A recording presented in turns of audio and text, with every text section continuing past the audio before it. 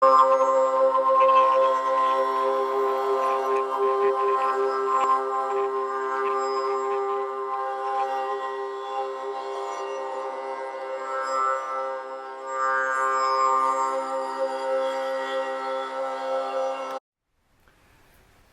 welcome everybody, my name is Paul and I have a video channel on YouTube called Lightcatcher 3, and I made a lot of videos that you can see in that site, and a lot of playlists connected to a lot of other information.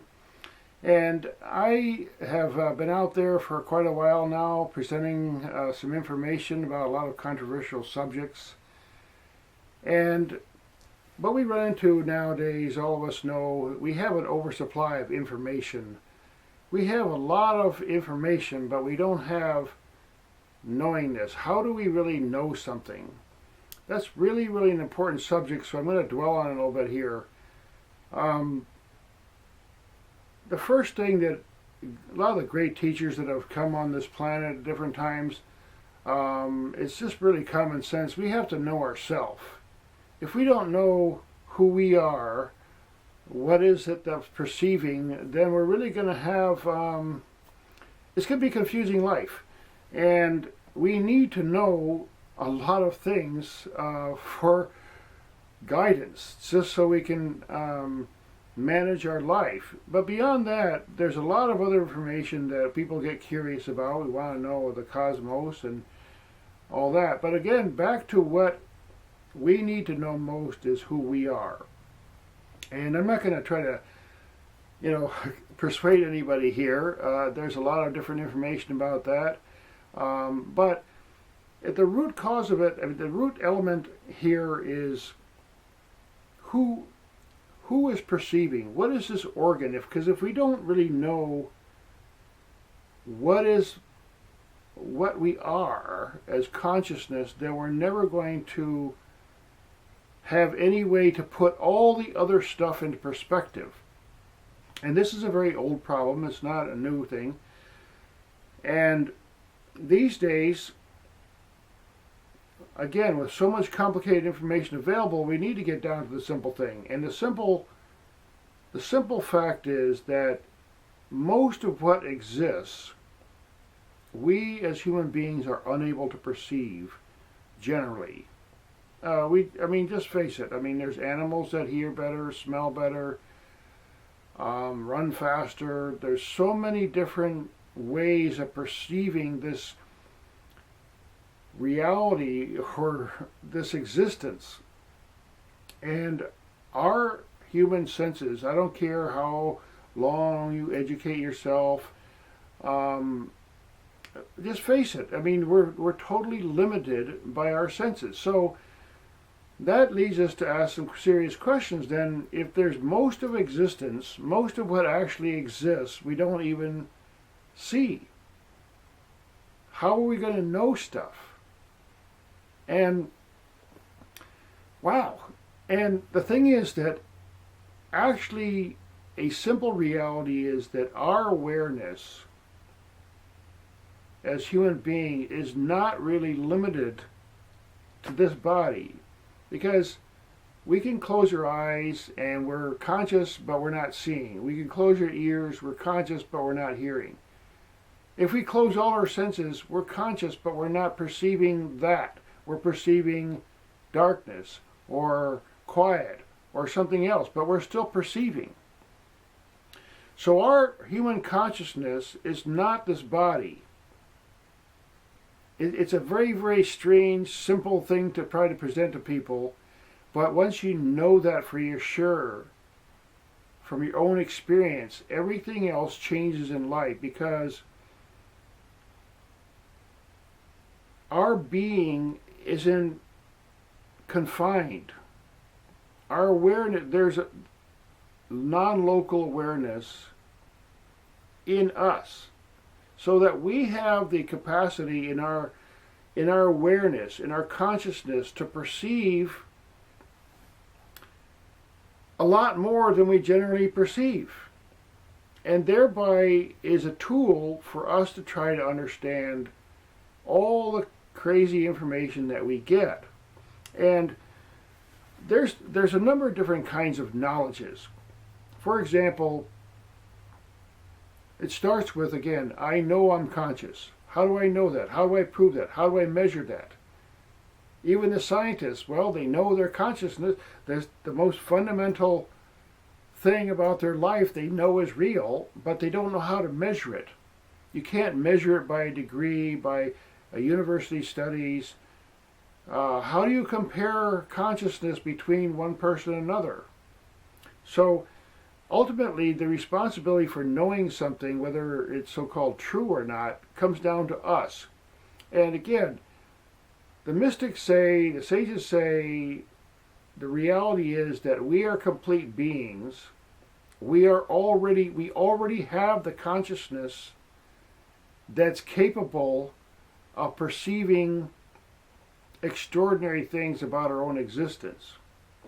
Now, we have a short time in this life.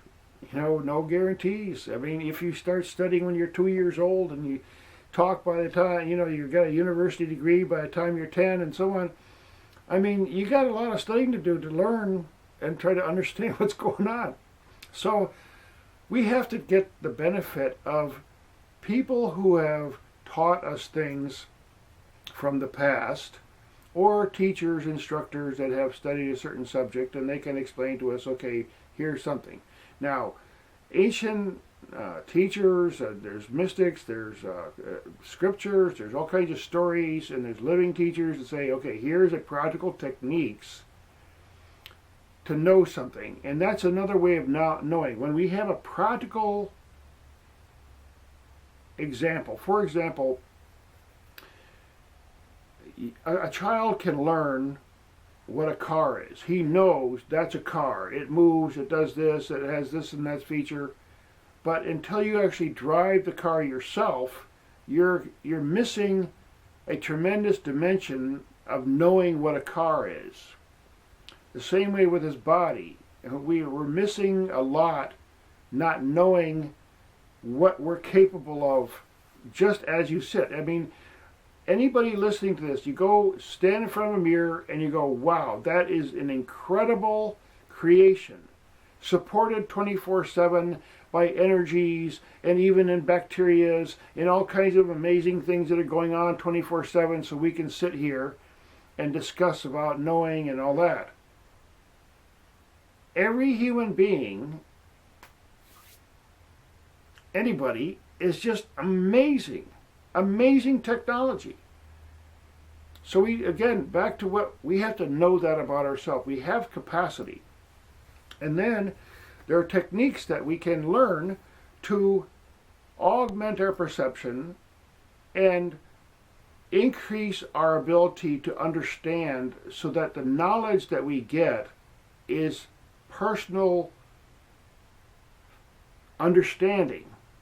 It isn't, for example, I was born in India, and I could say all kinds of stuff about India, and I can't prove it to you. And even you can read in a book, and you can see some pictures, yes, that town exists, and this and that, he's probably right. But you had never had your personal knowledge, personal experience of being there. But you can, go by testimony and the reliability of a particular witness and say, okay, I think I know that. Now, when it comes to some of these incredible subjects that we get into, we have to again utilize that tool of non-local awareness that we all have.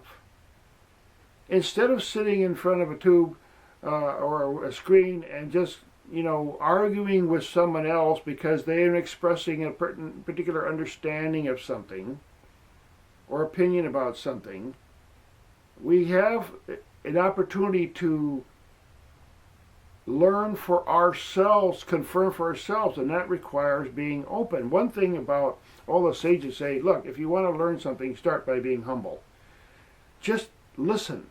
You don't have to accept everything that you hear or that someone tells you, but if you listen and not have a reaction and say, okay, I'm taking that in, I'm going to do a little research.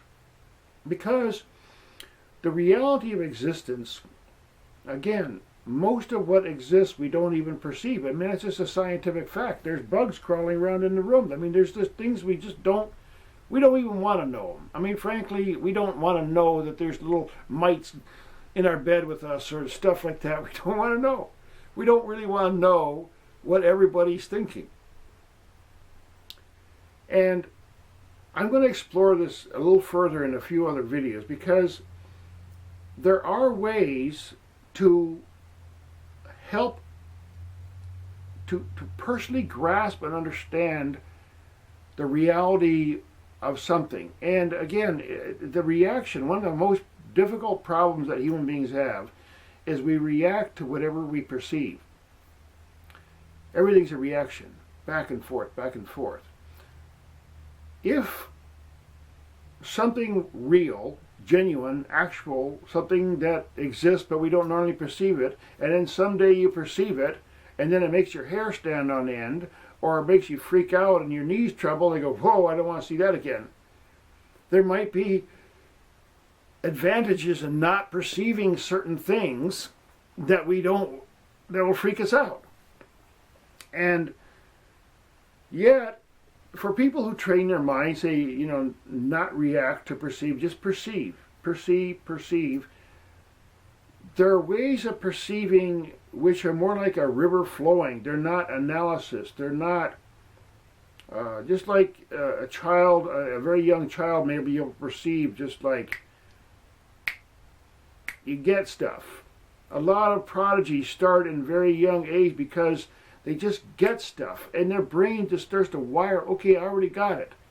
Enlightenment, knowledge, understanding can come like that to any of us. It's a matter of our perception, our openness, and non-reaction to what we think we know, our concepts, and so on.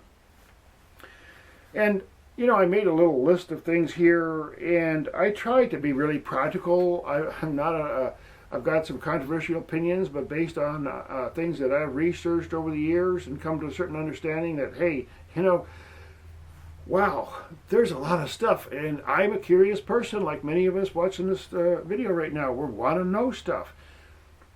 But we're not going to know being convinced and persuaded by someone else. We have to kind of hear something, take it in, explore our inner awareness, and that non-local consciousness that we all have, our dreams, our visions, our meditations, and come to some kind of deep down understanding.